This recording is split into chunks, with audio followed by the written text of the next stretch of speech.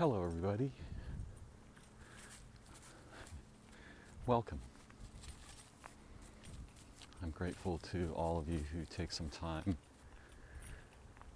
to chase insight, awareness, understanding,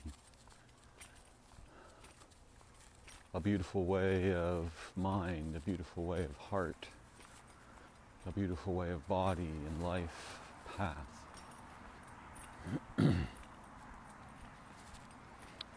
As close as our own memories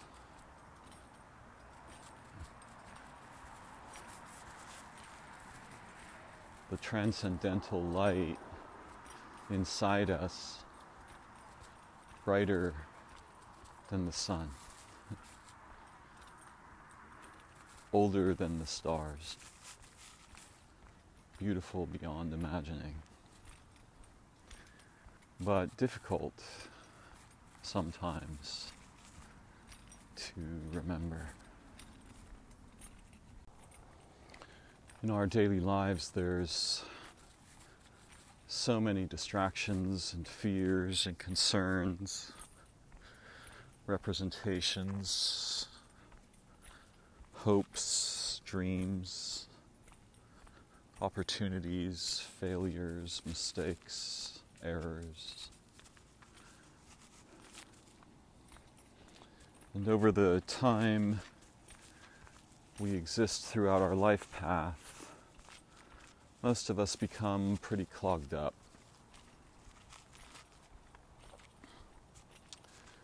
with all of that ephemera. And the light we brought to our human birth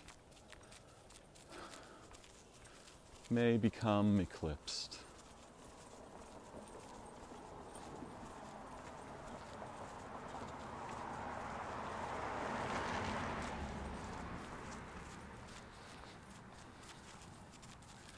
Sometimes we all feel stuck or trapped or confused, injured, alone, sick, lost. And it can be hard to find good companions to help us when, for some reason, we say, things go south.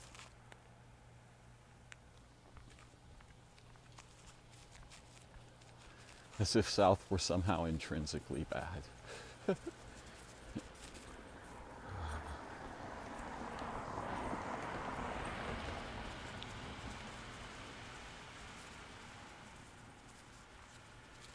Maybe that's just a linguistic metaphor for being lost.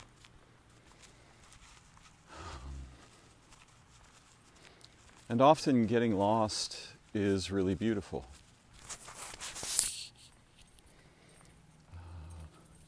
I love the sense of wonder that I have when I can't tell where I am.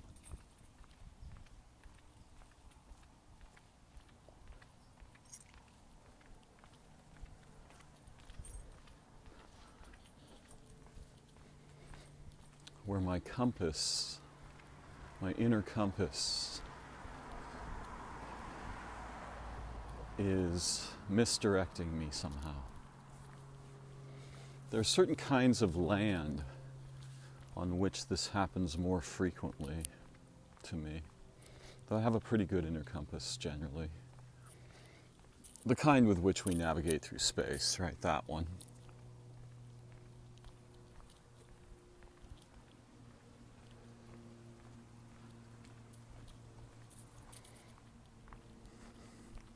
But of course we have another kind of compass, many kinds in fact, many different kinds.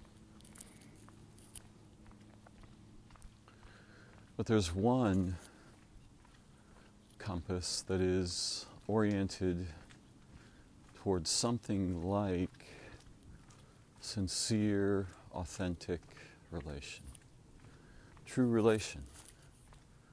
With ourselves, each other, the living world, the human world, which is really the most problematic layer for most of us. But some of us seem to have that dialed.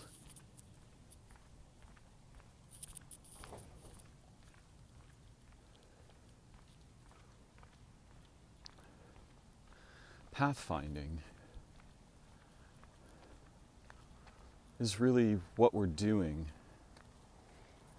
And sometimes by pathfinding we mean way-making, making ways.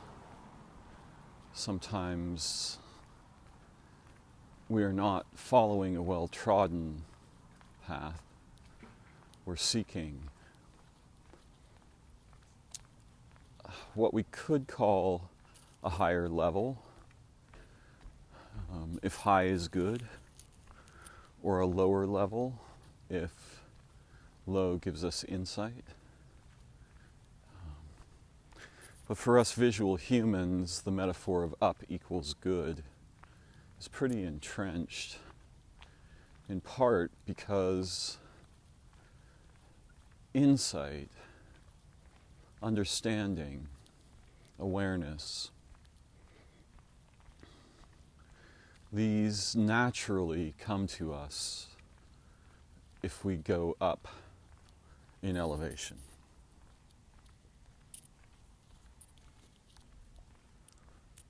There's a white crane flying over me as I say this.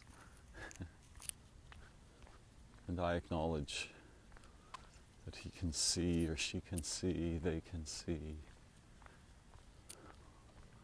all that is invisible to me from just a little ways above my present vantage.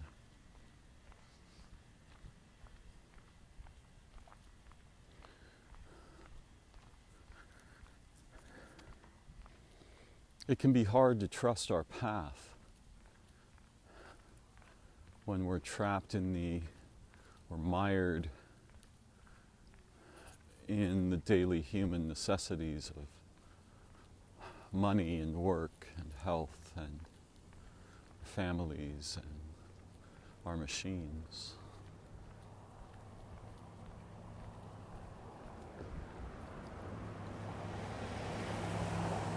What I was thinking about when I first began speaking this evening was light, but not the light with which our eyes are familiar.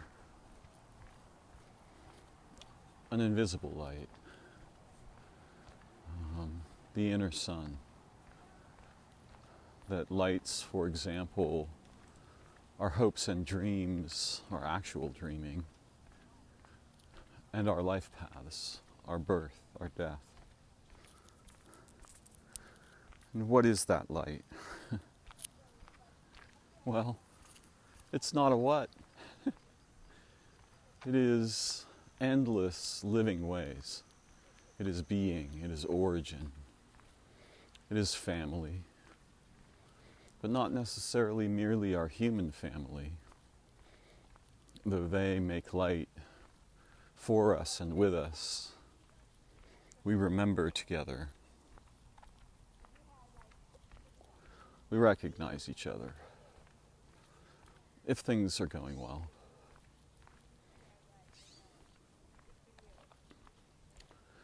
And I was also thinking about insight. A friend of mine asked in her questing, when she had the conversation of many ancient intelligences with her, she asked, what's the difference between insight and wisdom? And one of the things she was shown was that insight is in consciousness, and I'm paraphrasing, but wisdom is embodied, it's enacted, it's the consummation of insight with our actual lives and experience. A mating, a communion. Now, I'm not concerned with whether her answer is correct, because truth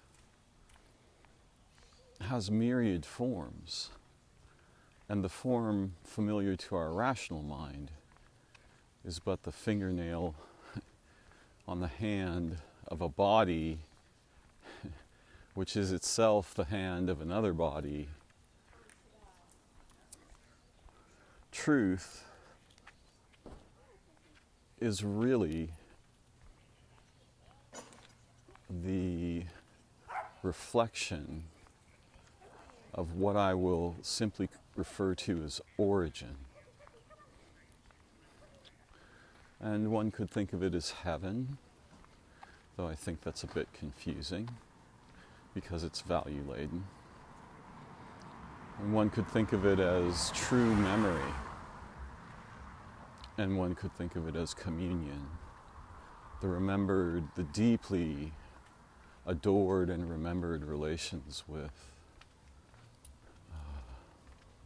the universe, timespace, the place beyond timespace, the before of material existence. And most of the truth that I deeply trust doesn't fit in language. We can make language around it. I can. Sometimes I do. But its nature is transcendent to concepts. Transcendent to words, models, ideas. Naturally, infinitely transcendent. So I respect that. And some people could complain, well, if it's not rational truth, you can just make up anything you like. And if we're going to do that, I'll make up my own absurd things. Okay. I get the idea. But the limits of rationality are severe and harsh and unforgiving and part-like and piecemeal, mechanical. And even the logics, which are beautiful in their way, they have no intrinsic validity. Their validity is only present when human minds employ them, and the logics will never encompass the minds that gave them birth. Now, personally, I have a bit of a problem. Maybe I have more than a bit of one. I can reach for and usually find insight if I merely begin to glance in that direction in my consciousness.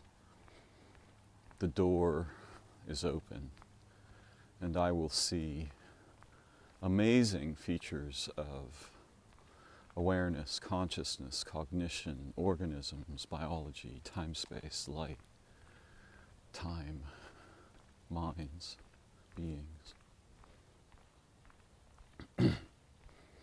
But for all my capacities for insight,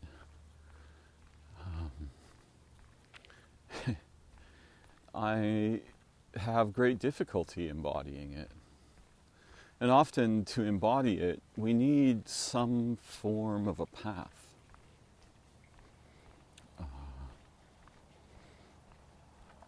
I have long studied Tai Chi because it's a physical wisdom path. Right? It's something I do with my body. And this evening, before I embarked on my walk, I thought for a moment about a couple of different options for activity. And a couple of them involved relating pretty closely with machines for a while. And I just decided, nah, not today. I'm going to go out in the world and see the sky and the trees and the animals, the water, the birds. Even though I'm in a city. So sometimes I can make a better choice, but many times I don't. Lots of times I don't. So I find it challenging to embody the wisdom I can see, especially by myself. So much of our modern experience can become very isolated and isolating, filled with representations of relationships that are mostly not there. The internet and social media and so on.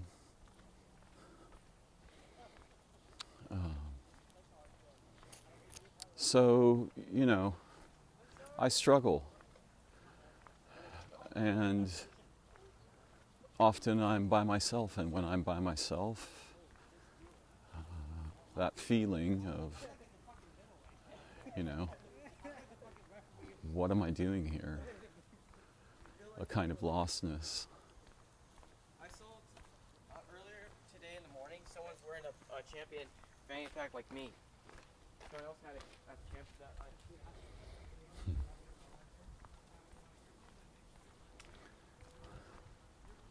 And I lose my way. And I become afraid, and I worry, or I'm anxious, or I'm just confused. In my recordings, most of you are getting the very best of me that I can bring. But trust that I struggle with myself and my habits and my fears and my confusions and my losses and my troubles. I struggle. The world is mean. The human world is particularly mean. But it's not merely mean. And it doesn't merely have qualities by itself. The actual world responds to our quests if we're bold enough to initiate them. And this is why we have half ridiculous ideas like The Secret, manifesting, and this kind of thing. And I say half ridiculous because we are, in our souls, capable of something that resembles dreaming our way into future opportunities, potentials, possibilities. I just don't think that it's as simple as some of the cults that surround this propose. Or, not only do I not think it's so simple, I think that many of the things we are trained to pursue in life are either not healthy for us or they lead to dead roads. Not all of them, and not all of them for everybody, but the constant pursuit of wealth or power might be the right path for a few of us. But the wealth and the power is often comprised of concentrated suffering of those without enough to eat, and the living places and the living creatures, which are the extensions of our own bodies and minds. I guess a few thousand years ago, humans realized, some groups of them, that if you just defected entirely from relation with living places and beings, you could burn them down and stack up gold in boxes.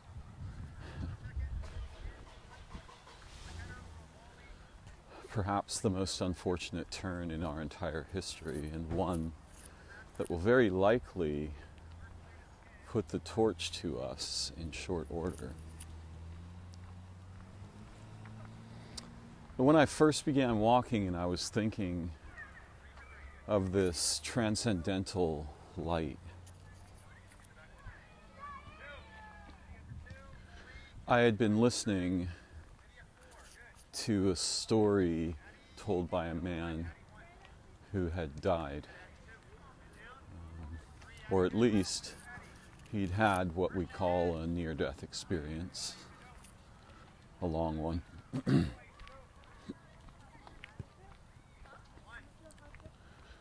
And he spoke of the beings and the places and the situations he was shown while he was in a coma. And it wasn't unfamiliar to me. And each person's story of this kind of situation is necessarily unique, though most of the stories share important features.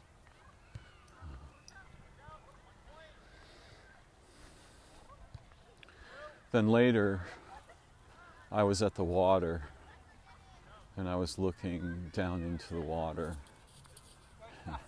and that's when I started thinking about light.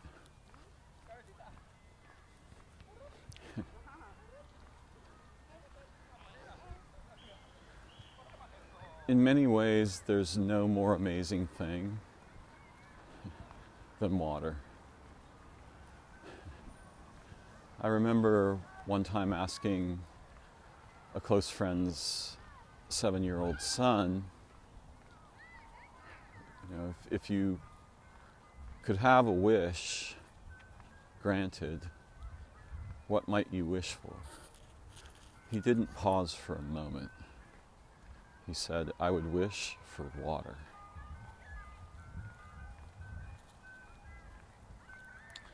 Because water will keep you alive. Right? And all the other things you could wish for won't matter if you don't have water. And I thought, wow, this is a child who has actual wisdom. He knows better than to wish for exotic, things. There is an ice cream truck nearby, and it's playing the theme from The Sting, that Robert Redford movie.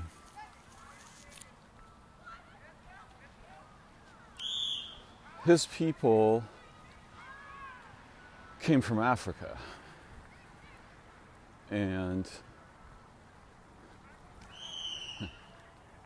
I remember another time when a young African woman was bringing me some groceries, and we were talking, and I noticed that her pupils were very dilated. They were so big that you almost couldn't see her irises. And I remarked respectfully on this and said, your pupils are really beautiful, but they're dilated, they're huge. And she says, yes, all my friends tell me this. And I asked her, where do your ancestors come from? And she told me the name of a place in Africa.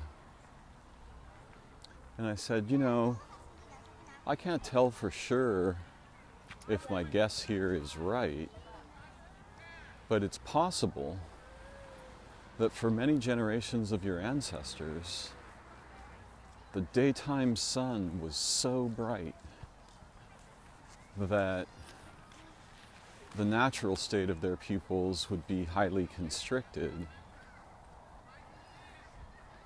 And perhaps here in America, where the sun is generally far less intense and the light is less intense, your eyes naturally relax and try to draw in more light.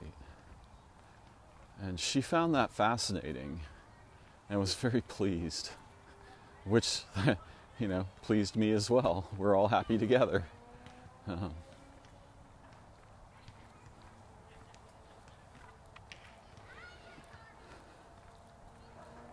So I was thinking about light, and particularly the kinds of light that you see reflected in living forms, in human eyes. And let's face it, the eyes reflect because they're wet. They're almost like little bulbs of water. And they work because they're water. Now, of course, the eyes are complex biomolecular organs. They're not just water, but they use water to see.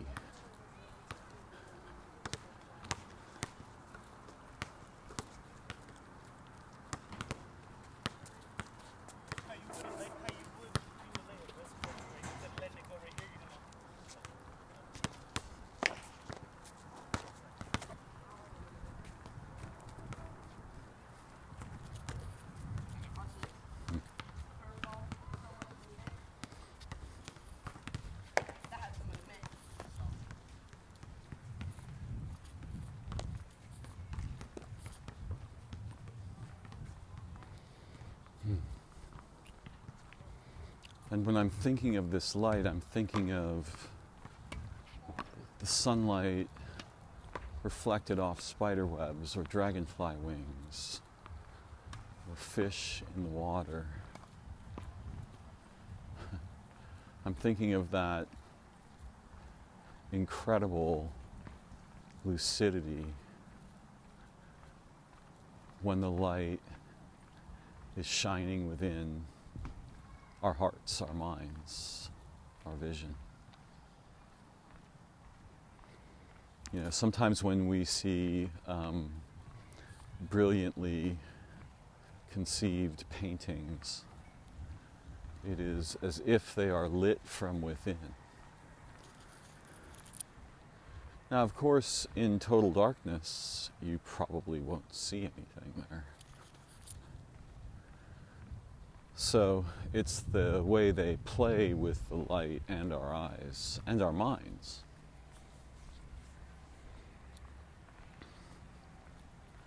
The water. A living world is mostly water, and liquid water in time-space must be one of the most astonishing, precious, amazing features you can possibly come across. Because on worlds with liquid water, you will almost certainly have complex, anciently conserved biologies.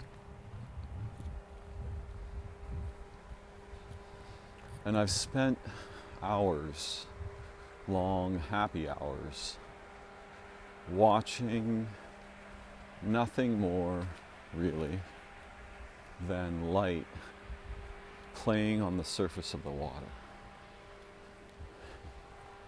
And I certainly don't think like a physicist or a mechanist when I'm watching this, though I'm capable of doing so.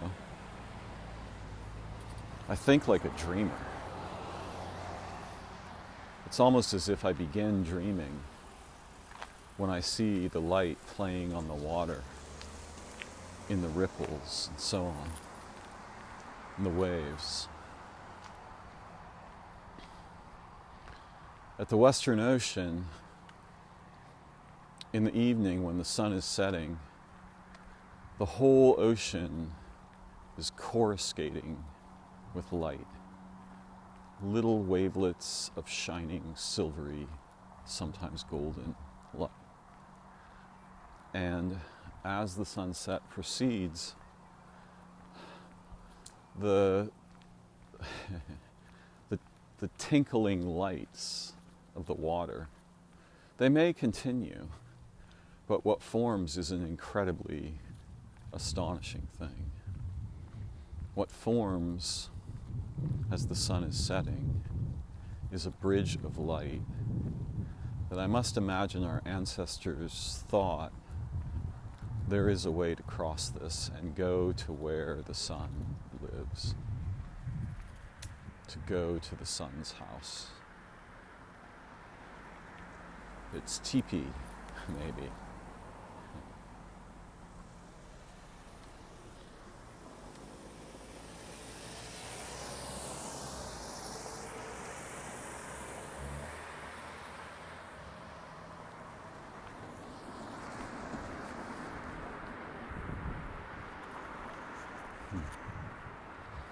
A driver just passed me and met my eyes.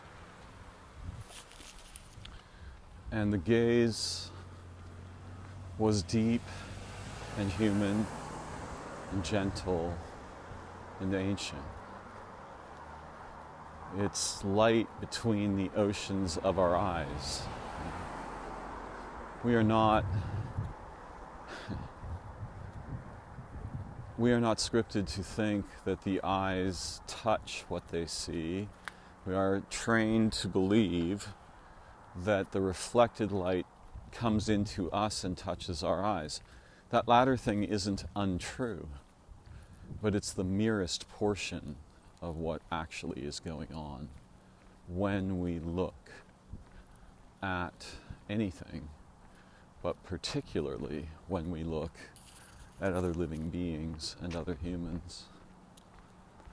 Many of the ancients believed that rays came forth from our eyes like beams and touched all that we gaze upon, and that a gentle touch was powerful and a violent touch was powerful. And what we speak of here isn't merely our seeing. What we speak of is the spirit with which and for which we may remember to see.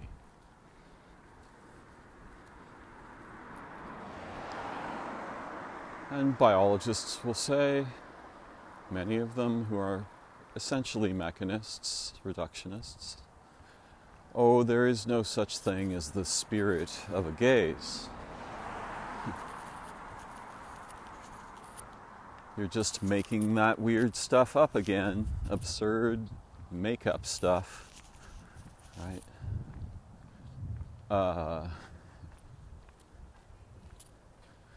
Okay, there's an array of perspectives from which what they're saying is reasonably true-ish. But again, rationality dishes up but the tiniest slice of our accessible humanity experience and the vast terrain of us, which is always more than merely human. Most of us is not human, by a long shot. Some people talk about aliens in the sky, but all of life on Earth is space life. These are modes of time-space in intimate relational symphonies together. And most of us belongs to the sky, not the Earth, not the human form. We belong to the sky beyond the sky. We belong to the profound skies of origin.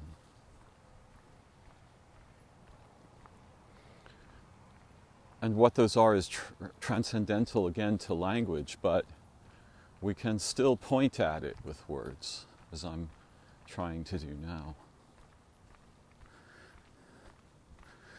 When I watch the light playing on the water,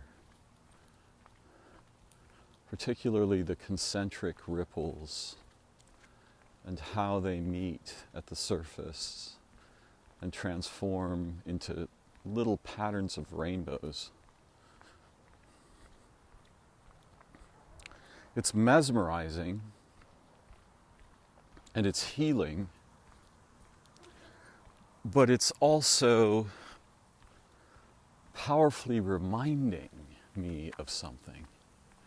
And it's not something rational. It's reminding me of the nature of awareness and being and how it plays among the forms.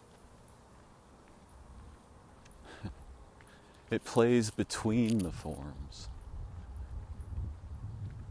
In that place, half outside and half within us.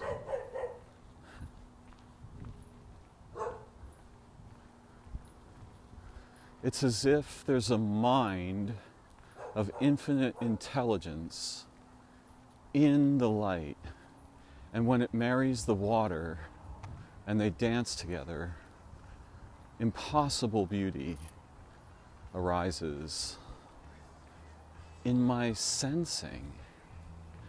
But it's not one of the 5 senses I'm sensing with. Not by a long shot, and it's not merely their summation.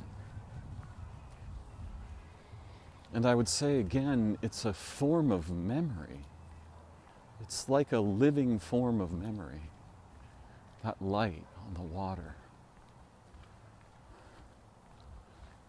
There's a pool I like to gaze into in a garden, and it's sort of shielded.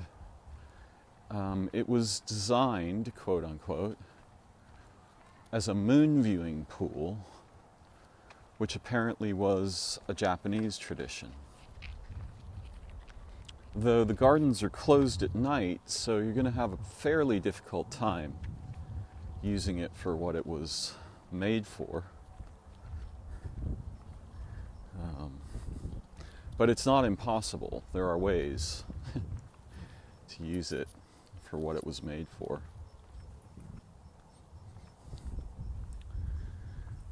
And that pool has been my teacher. It has taught me many things.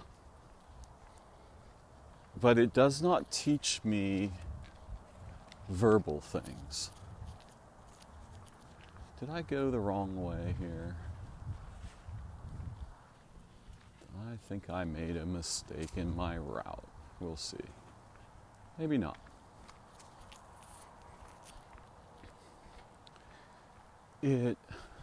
What it teaches me, it gives me the seeds of certain kinds of insight, but they're not recognizable in their raw form. They just look like impossible, intelligent beauty. Later, and sometimes rather quickly, they germinate, and I'll learn things I can actually say from watching the light on the water.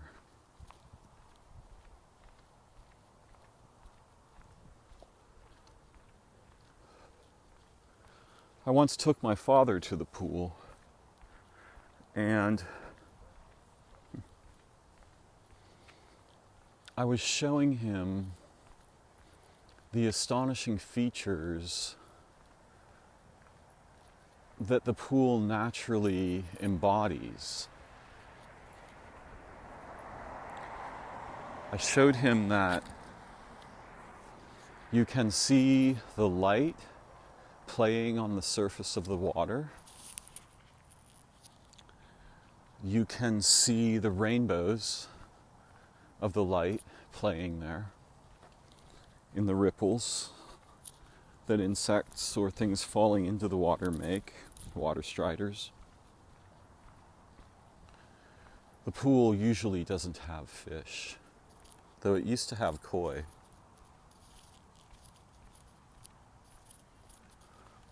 There's a cricket.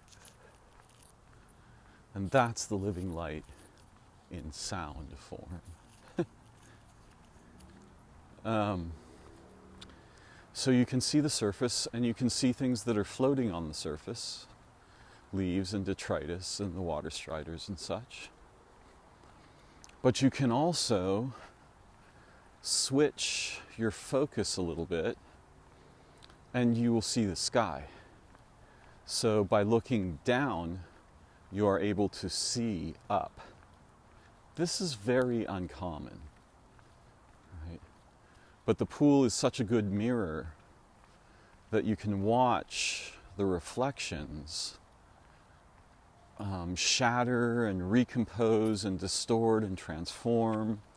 Mostly reflections of trees, but also of clouds and birds. You will see birds flying past you, underneath you.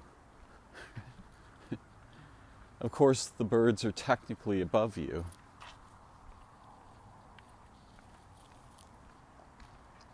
And then you can see the space between the surface and the bottom, and you can see what dwells in there.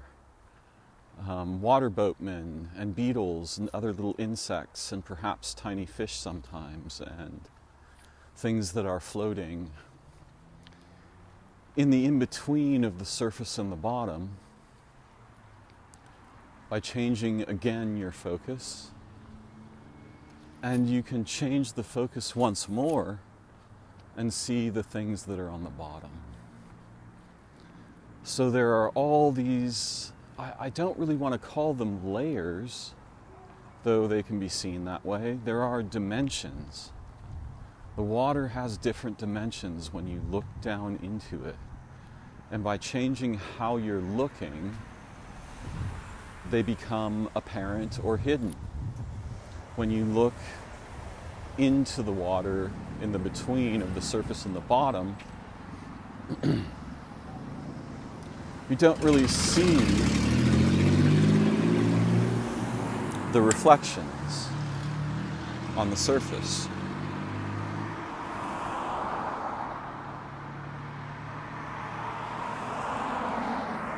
And someone might say that what you're doing is adjusting the depth of field of your vision. And they wouldn't be wrong.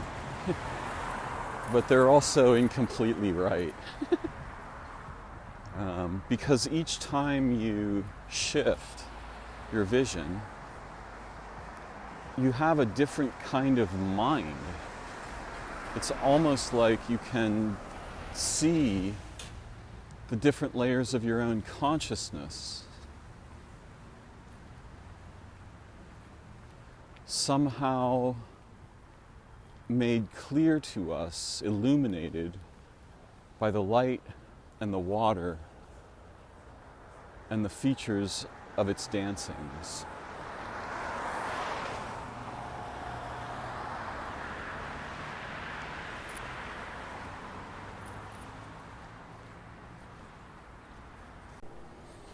You know, there must be times when, instead of a golden road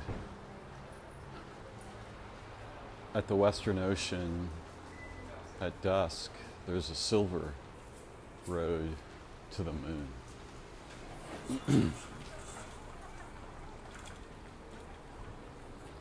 And most rational people would think, oh, that's not a real road. You can't walk across the water.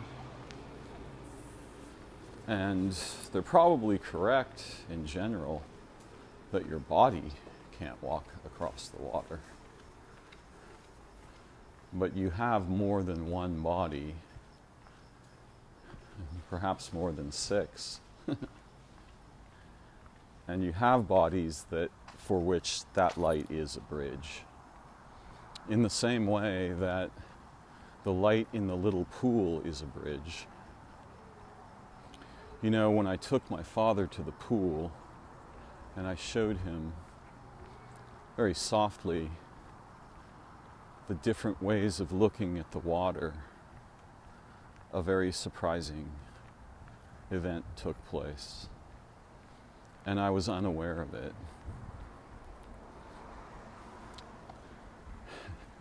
As we walked away from the pool a little later and sat on a bench facing some trees,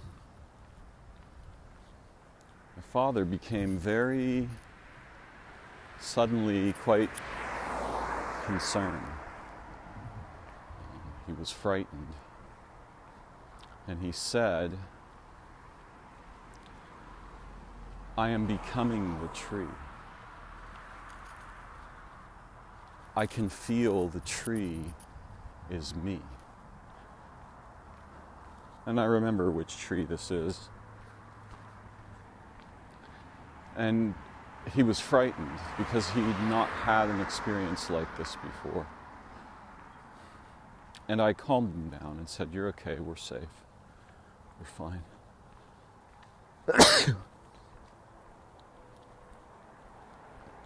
And he said, no, we have to go. I'm dying into the tree." And at that moment, a squirrel climbed up his leg and sat on his shoulder, and he said, "See, even the squirrel knows. I am becoming the tree. We have to leave."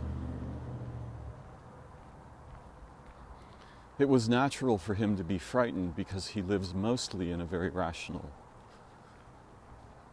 way of mind. And at the time, I didn't entirely understand why this was happening.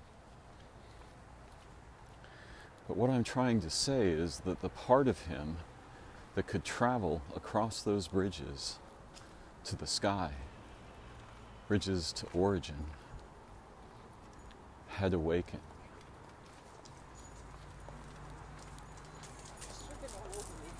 Good evening.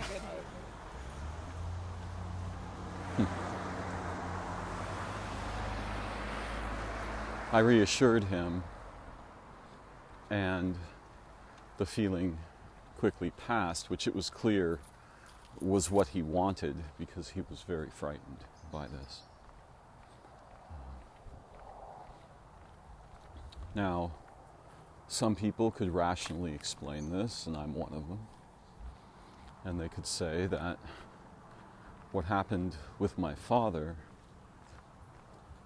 was that my gentle speaking of the different layers of the water naturally or accidentally drew him into trance. And so, in a sense, he was hypnotized. Again, I won't say it's false, but it's too small a portion of the truth. The more than human aspect of us is trapped in a prison of familiar thoughts, assumptions, presumptions, suppositions, assertions, declarations, identities, catalogs of names, numbers, qualities. And when that feature inside us is suddenly unlocked, it can be frightened to taste the liberty that naturally emerges to accessible experience.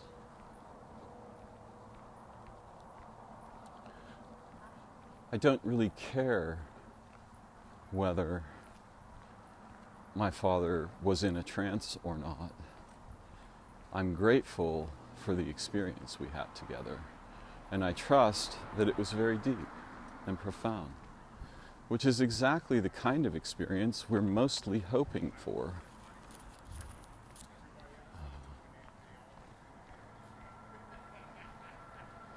The light on the water and the different layers or domains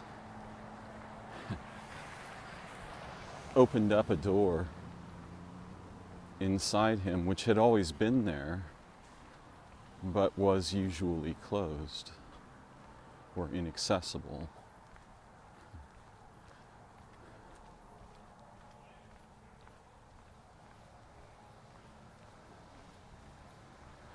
it's strange because insight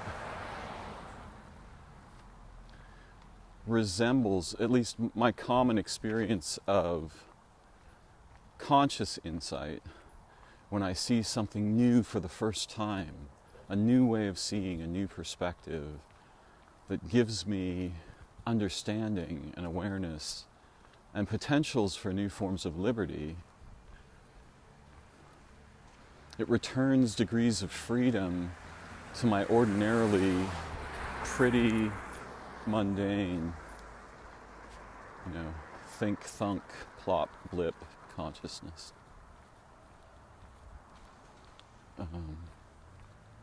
When I have that insight,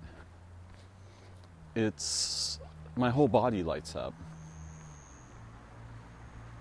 And I'm a little bit of an addict. I really prefer that. I almost always will prefer to seek insight with a companion or a group of people together, though I can play the ordinary human game with them, and if they're, uncomfortable with that, I can go along. But they are teaching me while I'm with them, even when they're doing their ordinary, habitual talking and relation. Among men, a lot of what gets talked about is opinion.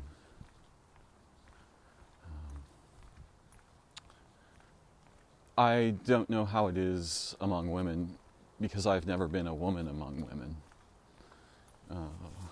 And men certainly change dramatically if there are women in earshot or nearby. Almost all of them. And they don't have to be straight to change. The presence of women changes things just as the presence of men changes things.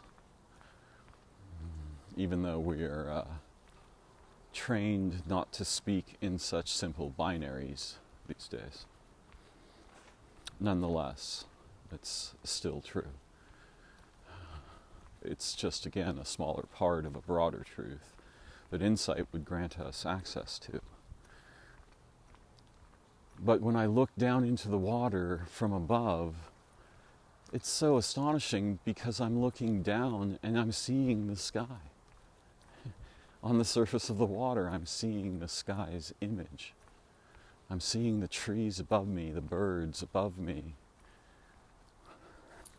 And I'm so reminded of the resemblance between that experience and insight, because it is as if suddenly there is like a living light in my mind, and I can see into a layer I had only glimpsed before, or something I always knew but could never articulate. Something I knew deeply in the core of my being but couldn't put into words. And usually with the insight comes the way of saying it. Like you get two letters at the same time, right? The insight and the translation into human language. At least I do, often. Not always. Sometimes I have the insight and I have to make a parable or a metaphor or an analogy in order to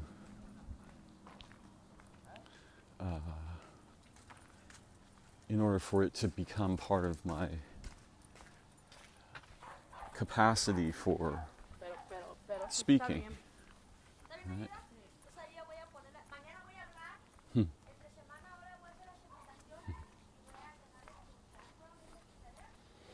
Other languages are also so amazing.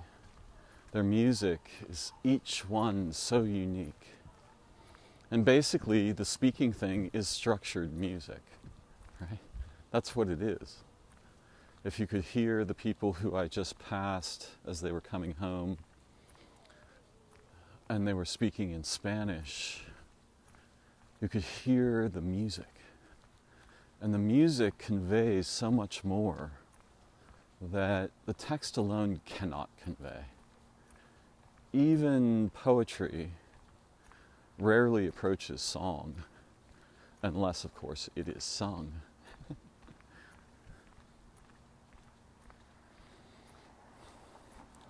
I like to think that we've had together, for me this evening,